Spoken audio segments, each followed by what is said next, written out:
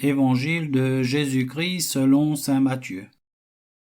En ce temps-là, laissant les foules, Jésus vint à la maison. Ses disciples s'approchèrent et lui dirent : « Explique-nous clairement la parabole de l'ivraie dans le champ. » Il leur répondit : « Celui qui sème le bon grain, c'est le Fils de l'homme. Le champ, c'est le monde. Le bon grain, ce sont les fils du royaume.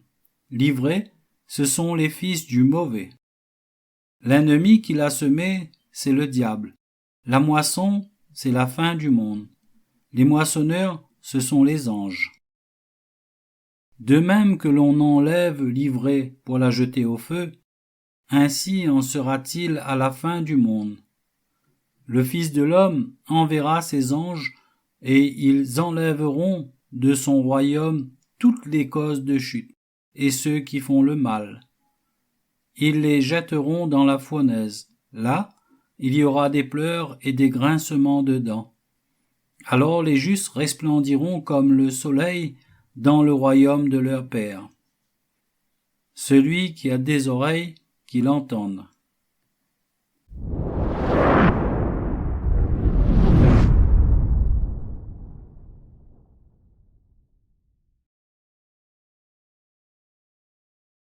Le livre du ciel, tome 23, 14 décembre 1927.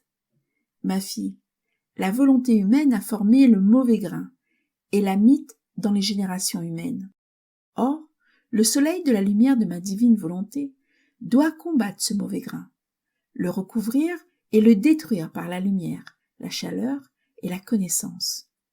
Ainsi, chaque connaissance que je manifeste concernant mon divin fiat est un coup que je porte à la volonté humaine. Et toutes les connaissances sur mon fiat sont des coups si nombreux qu'elle en mourra.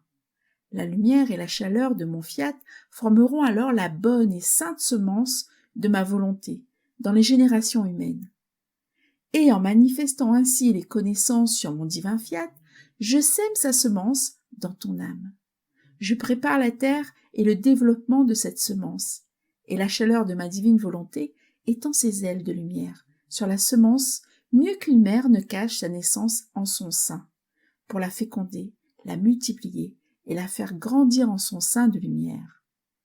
Et comme la créature, en faisant sa volonté humaine, a produit le mauvais grain et formé la ruine de la famille humaine, une autre créature, en faisant mourir la volonté humaine, produira la semence du divin fiat, lui donnant la vie et le laissant régner sur elle. Mon divin fiat restaurera ce que les créatures avaient perdu, et elle formera leur salut, leur sainteté et leur bonheur. Si une créature a pu former tant de maux en faisant sa volonté, pourquoi une autre créature ne pourrait-elle pas former tous les biens en faisant ma volonté, et laisser ma volonté libre de former sa vie et son royaume dans cette créature ?